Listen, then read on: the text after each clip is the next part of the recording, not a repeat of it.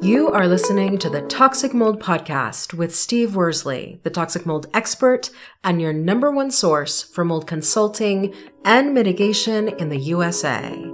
Let's dive into a brand new episode. Before we get started on this episode, here's a not-so-short disclaimer. While all attempts have been made to verify the content provided in this podcast, neither the podcaster or the producers assume any responsibility for errors, omissions, or alternative interpretations of the issues discussed here. All information stated in this podcast is the opinion of Steve Worsley. Steve Worsley is a mold specialist with over 25 years of experience in the construction and mold industry. The Toxic Mold Podcast is for information sharing purposes only. The views expressed are those of the podcaster and his alone. These views should not be taken as expert instruction or commands. While there may be references to medical conditions and symptoms, all podcast episodes are the opinion of Steve Worsley, and any medical questions or concerns shall be addressed with the appropriate licensed medical professional or professionals. As the podcaster refers to different mold types, please be aware that Steve Worsley is not a microbiologist, and questions concerning mold specifics should be answered by the appropriate professional. Steve isn't, nor does he offer any legal advice. For any legal advice, you must speak with a lawyer. The listener is 100% responsible for his or her own actions. You can check out Steve's books on Amazon. Just go to Amazon and search for author Steve Worsley. You can also take Steve's courses on Udemy or Skillshare, and you can find out more about those at cnccontractorservices.com. Now, let's get to the episode. Hello, you're listening to the Toxic Mold Podcast with myself, Steve Worsley. We have my wife, Cassandra. It's pretty warm. We're middle of June. I know, it's summer, but I was on Facebook and I was reminded by a Facebook friend who also lives in Wyoming what Wyoming looks like. Like you have 6 weeks of summer and then it's fall for a month and then winter 7 months. Yeah. As you've always said, it's 9 months of winter. Yeah, it's the tundra. Yeah. But, every geographic location has its pros and cons. It does. And I told you this morning, I don't miss, Connecticut's summers with humidity and drenching of sweat everywhere you go. Yeah. Yeah. Yeah, I've never lived really in a humid place. Yeah. I lived in Tennessee for a couple months, but... No, it's not fun in the summer. Yeah, and it wasn't summer when I was there, so it wasn't a big deal. Whereas out west, it's not humid at all. No, dry heat. So, anyhow, today's subject is an interesting one. I hope every week they are. But this was something we encountered the other day. But it's, you discover black mold. What's next? Yeah, I think because I do think there are two camps of people, and you can tell me if you agree. There's the camp of people who will spot what they think looks like black mold, and they'll go, oh, it's not a big deal. Let's just throw some bleach on it and be done with it, and it'll be fine. And then there's the camp of people that see anything, even a dirt stain that looks like black mold, and they freak out, and they think that's why they have brain fog and all of the problems, and they panic, and they have no idea who to call or what to do. And so I think this episode is for both people because oftentimes those two different sides are married to each other. Yeah, that's very true. So let's address, you mentioned something we haven't talked about in quite a while. You see what you think's black mold, and you mentioned bleach. Mm-hmm. For our listeners, never just spray bleach on mold. Correct. That's a myth. Yeah, it's not a good idea, and we've done episodes about it, but to shortly go into it, you can, if it's a toxigenic mold colony, there will likely be mycotoxins. If you spray it with bleach, those mycotoxins are going to spread everywhere throughout the home. Mm-hmm. On top of that, you're typically feeding the mold colony because bleach is 95% water. On most, biocides, fungicides, it'll say 90 or 95% other. Mm-hmm. That other is water. They just don't want to tell you. Well, I think bleach is hypochlorite. I can't remember. I wasn't going to talk about bleach in this episode. But the chemical that's in bleach, that's 5% of it, that chemical evaporates quickly. And then the 95% water, where do you think it goes? Oh, it feeds the mold. Right? Yeah, it soaks into whatever you're the spraying. The cellulose material, and so then now the mold now has the water it needs, the moisture, and it now has the cellulose material it can feed on. Exactly. Now, are there times that we we don't use bleach. Well, we don't. Some professionals do. Of course, there are times that we use chemicals and we spray. We use chemicals all the time, but we're doing it in a controlled environment. And we're monitoring the moisture content of whatever we're spraying. It's inside of a containment. There's usually negative air pressure. I'm not saying, so for the listeners are like, oh, I'm going to go yell at my husband because he sprayed bleach on the tile. If you put it on a non-porous surface, you're not feeding the mold colony. But once again, though, if it is actually toxigenic mold, there's still going to be the mycotoxins that can spread. Yeah. So I just wanted to address that. For the other people that think everything is mold, I totally get it. I deal with you all the time. And mold has a very psychological effect on people. And it does. It can cause brain fog, anxiety, all sorts of things, but it's not healthy either to just think everything is because of mold. Correct. I mean, and this is why this episode is called You Discover Black Mold, What's Next? Because you always say take 5. So this episode is all about how do you take 5 and really think through what to do next. Yeah. Yeah. For our listeners, to take 5, when I was at the coal mines, and this has been a long time ago, we had SOPs. And in our take 5, we would do a risk assessment. And the take 5 is take 5 minutes, do a risk assessment, understand the dangers. How dangerous is it if something goes awry? Like, is it going to cost you your life or cost you a limb? Or is it, maybe something very minor? It is important to just take 5 and get a professional involved. Now, you don't have to call ServPro or, all the restoration companies, but you should get somebody involved that knows what they're doing. So if you're going to create a take 5 for mold, this is a perfect episode to create a take 5. What would you have people do a risk assessment for? Like, they find mold right in their bathroom or underneath their kitchen sink. What does a take 5 look like for them? First and foremost, you would want to determine if, in fact, it is mold. Okay. And for me, so you're asking the professionals, so this sounds simple to our listeners. They're like, well, yeah, Steve, we can't just do a tape lift. But I would verify that it is mold. And that would entail a tape lift or a swab. And for our listeners, like, if you have a situation and you're not sure and you're listening to this episode and you're like, this is perfect, reach out to us. info@cnccontractorservices.com. They'll get you patched through to me. And we have things we can do to help you out.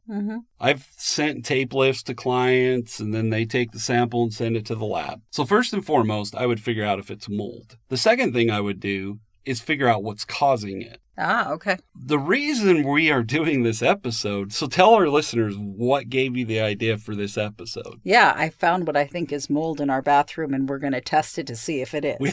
I've done the tape lift. I just haven't taken it to the lab. I'm feeling like that's mold. Yeah. And you're feeling like that's not.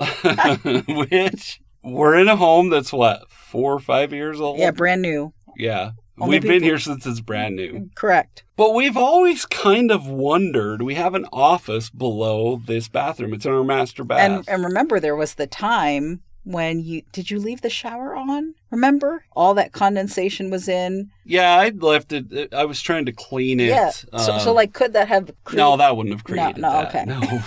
But I'm saying, when you think about these things, the take 5 is like testing. But when you say testing, me being a layperson, I'm like, oh, so should I run to Home Depot and go get one of those do-it-yourself mold tests? You could. I wouldn't recommend that. That's why I always recommend reaching out to a professional. So literally, you see mold in your bathroom, and your take 5 is... I would think my take 5 is I need to take a picture of it. Yeah. I need to document in notes on my iPhone the date I saw it, the time I saw it, maybe get a little ruler out and measure it. I don't know. I'm guessing. So what should be in the take 5? So like I said, we got to identify if it is in fact mold.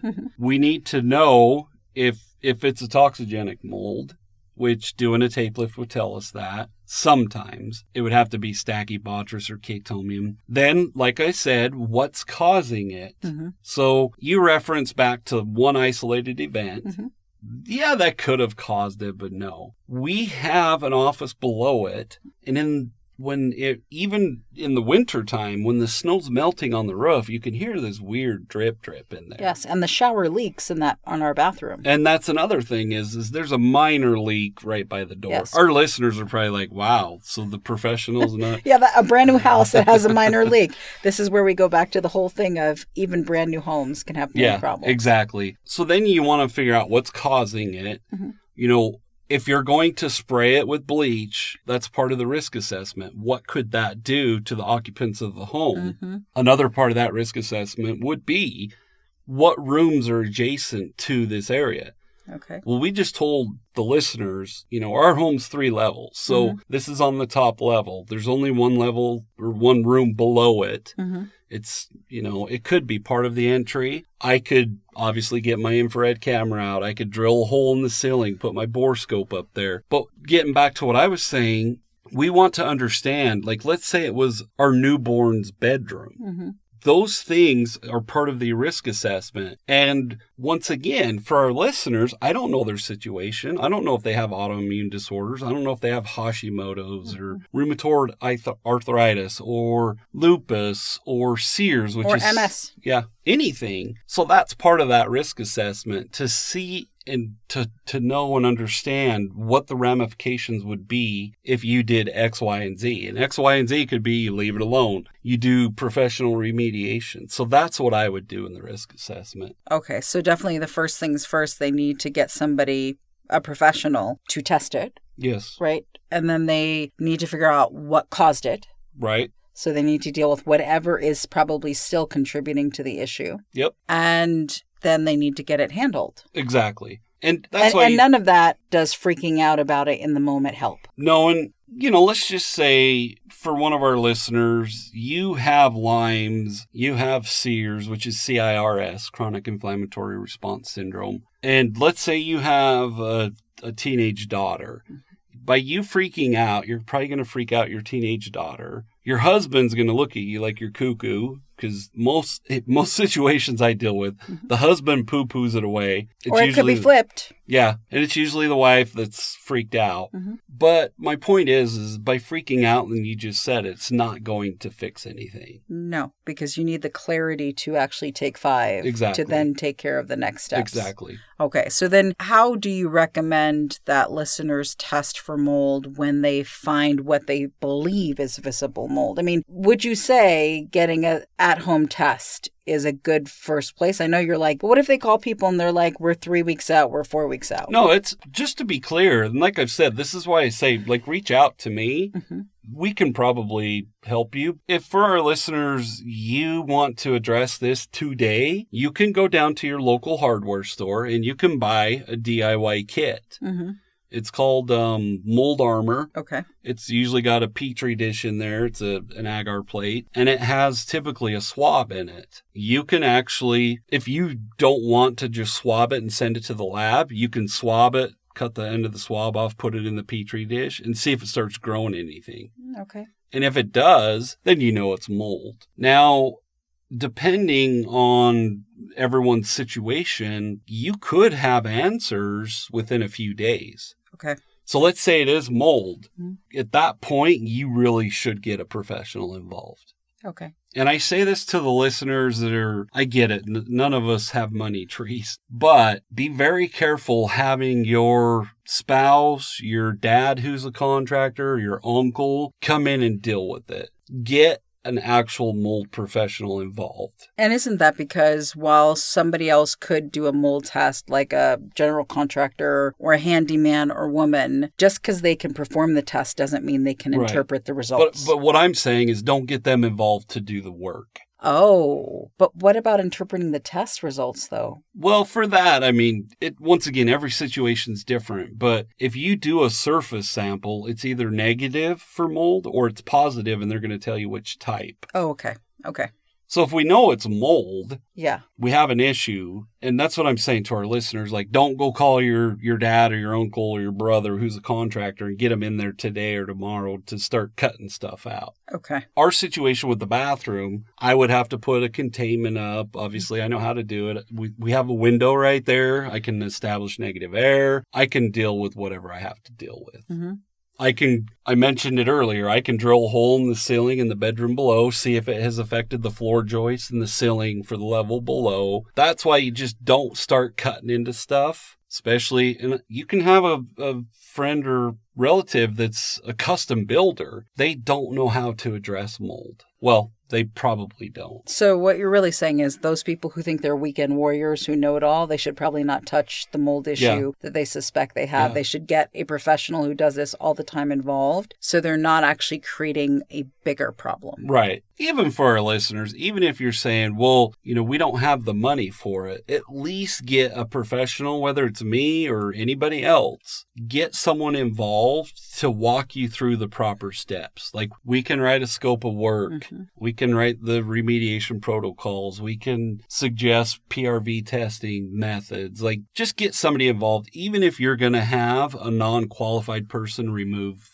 the suspected mold. Absolutely. So what's your call to action for people? We just said it. Get an IEP involved, which for our listeners, indoor environmental professional. And I would say get somebody who has experience in mold mitigation. There are lots of IEPs who claim to know a lot about mold, and while studying books and watching YouTube videos and getting certifications is helpful, if they have never actually performed mold mitigation in real life, if they've actually never performed mold testing in real life, I would question what they could consult me on. Yeah, and I don't expect IEPs to be mold remediators, but they should have been on a mold remediation project to see how it goes. Correct. If that makes sense. Correct. So I mentioned it earlier. We have all sorts of services we offer, but we have digital bundles or digital products. Just explain that to our listeners and how and where they can get them. Well, one of the biggest things is to make sure that you're educated on what mold is, what it's not, and what you should do about it. And so we've created a lot of digital education like the Mycotoxin Prevention Kit, Mold 101, Mold Sickness, just so that hopefully before you ever end up in a situation where you need to know about mold, you actually learn about it before you need the information. And that way, these are digital bundles, mini courses, prevention kits that you purchase once for a really great price and you have forever access to them. You can learn at your own pace 24/7 and you never lose access to the course or materials. Exactly. Yep. And you can, one of the courses, we just started using Thinkific. Yes. But pretty much everything is on our website. So, yep, cnccontractorservices.com, and you'll be able to find all of it there. Perfect. Well, we appreciate all you listeners. Have a great week. Thank you for listening to this episode. Make sure you go to our website at cnccontractorservices.com and sign up for the mold investigation checklist. Again, go to cnccontractorservices.com and get your free mold investigation checklist today. You can also on cnccontractorservices.com find out more about Steve's courses and books and consultations. Once again, go to cnccontractorservices.com.